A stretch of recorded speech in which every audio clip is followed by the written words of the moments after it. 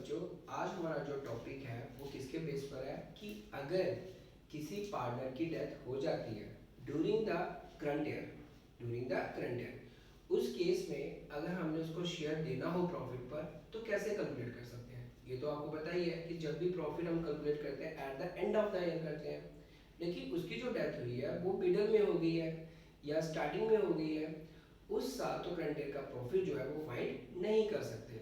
लेकिन according to partnership deed के मुताबिक फिर भी हमने उसको जो प्रॉफिट जो है शेयर पर वो हमने देना ही होता है। उसे कैलकुलेट करने के लिए हमारे पास तीन ऑप्शन है।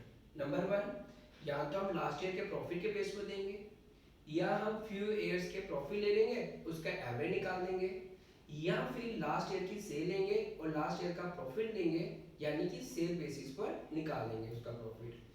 तो हम ये जो इसे मतलब इसका मतलब ये हुआ कि अगर हमने जो प्रॉफिट डिसीज पार्टनर को देना है उसे कैलकुलेट करने के लिए मेरे पास कितने ऑप्शन है? तीन ऑप्शन है। तो पहला ऑप्शन जो मैं पढ़ाऊंगा वो ये है कि उसका जो प्रॉफिट कैलकुलेट करेंगे वो किसके बेस पर करेंगे? लास्ट ईयर के प्रॉफिट के बेस करेंगे। ठीक है, तो देखो ध्यान से। आज सबसे पहले देखो, इट इज द पहला टॉपिक है मेरा calculation of disease partner share in profit, कि जो जिस पार्टनर की डेथ हो गई है उसका अगर प्रॉफिट में शेयर निकालना तो किस तरह से निकालना, वही चीज आज हम पढ़ेंगे। देखो ध्यान से, it is the right of the legal representative of the deceased partner. यहाँ पर बात हुई लीगल रिप्रेजेंटेटिव। लीगल रिप्रेजेंटेटिव कौन होता है? उसका नॉमिनी। जिस पार्टनर की डेथ हो गई है उसका नॉमिनी को क्या बोलते हैं? लीगल रिप्रेजेंटेटिव बोलते हैं। Of the deceased partner is to claim share in the profit of the firm from the last balance sheet up to the date of death. तो ये उसको क्लेम कर सकता है कि अगर हमें प्रॉफिट कैलकुलेट करना है वो किसके बेस पर कर सकते हैं? हम लास्ट ईयर की जो बैलेंस शीट है, लास्ट ईयर का जो प्रॉफिट है उसके बेस पर हम प्रॉफिट जो है डिसीज पार्टनर को दे सकते हैं। इसको कैसे कैलकुलेट करते हैं? देखो बच्चे, अब मैं इसका फर्स्ट केस पढ़ाऊंगा। ये है the partnership deed may contain the following options. तो आपके पास प्रॉफिट देने के लिए तीन ऑप्शंस हैं। पहला ऑप्शन क्या है? Last year profit. जो लास्ट ईयर प्रॉफिट के बिहाफ पर मैं डिसीज पार्टनर को क्या दूंगा? प्रॉफिट में से शेयर दूंगा। ठीक है, अब देखो ध्यान से, it is possible that the share of profit payable to the representative of the deceased partner up to the date of death is calculated on the basis of last year profit. तो कहता है कि ये possibility है कि अगर किसी partner की डेथ हो जाती है, अगर हमने उसको प्रॉफिट में से शेयर देना है तो लास्ट ईयर की जो बैलेंस शीट है, लास्ट ईयर की बैलेंस शीट में जो प्रॉफिट है उस पे भी हाथ पर हम उसको दे सकते हैं।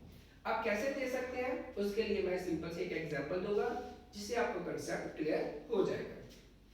For example, partner XYZ earn a profit of rupees 40,000 during the year ending 31st March 2019।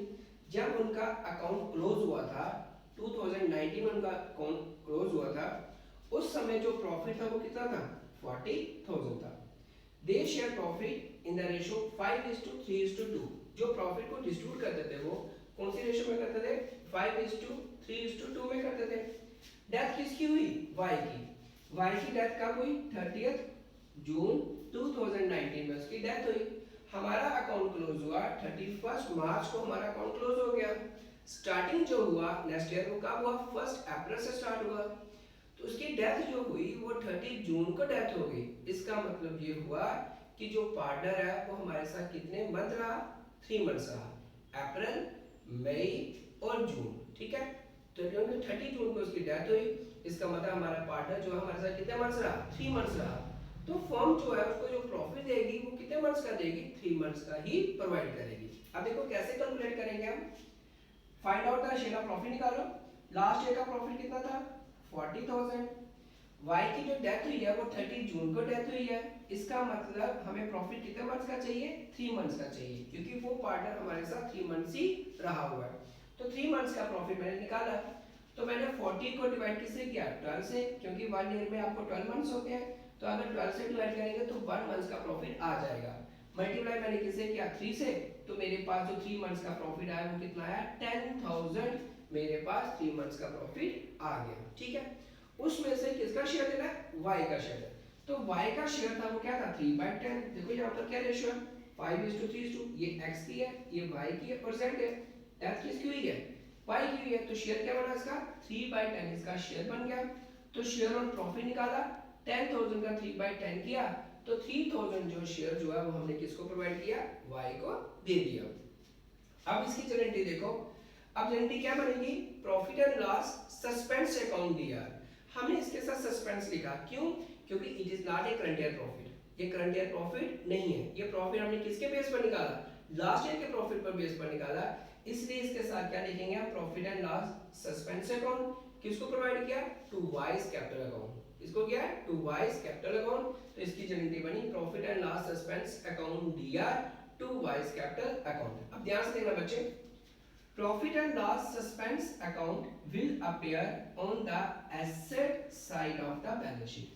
जो profit and loss suspense account आपने मोड निकाला होगा उसको आपने कहां शो करना है, बैलेंस शीट की एसेट साइड में शो करना है।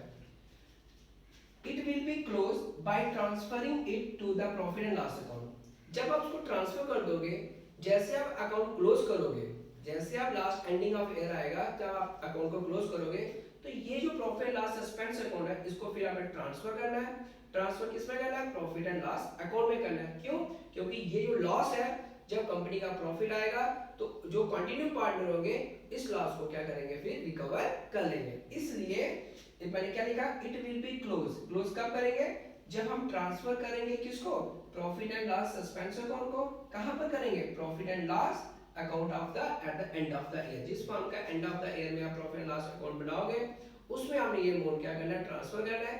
वहां पर हम ये लॉस को क्या करेंगे, रिकवर करेंगे। तो मेरा जो पहला स्टेप था कि अगर डिसीज पार्टनर का शेयर निकालना हो तो हम लास्ट ईयर के प्रॉफिट में से निकाल सकते हैं। अब जो मैंने सेकंड केस बताना है वो कौन सा है, एवरेज बेसिस पर। तो वो बच्चों मैं नेक्स्ट वीडियो बताऊंगा, उसमें वो कंसेप्ट आपके क्लियर कर दूंगा। तो आज मेरा टॉपिक कौन सा था, calculation of disease partner share in profit. अगर किसी पार्टनर की डेथ हो जाती है तो किस तरह से हम प्रॉफिट उसका प्रॉफिट में से शेयर कैसे कैलकुलेट कर सकते हैं, वो आज मैंने आपको इस पहले फर्स्ट स्टेप में आपको बता दिया। ओके बच्चे, थैंक यू।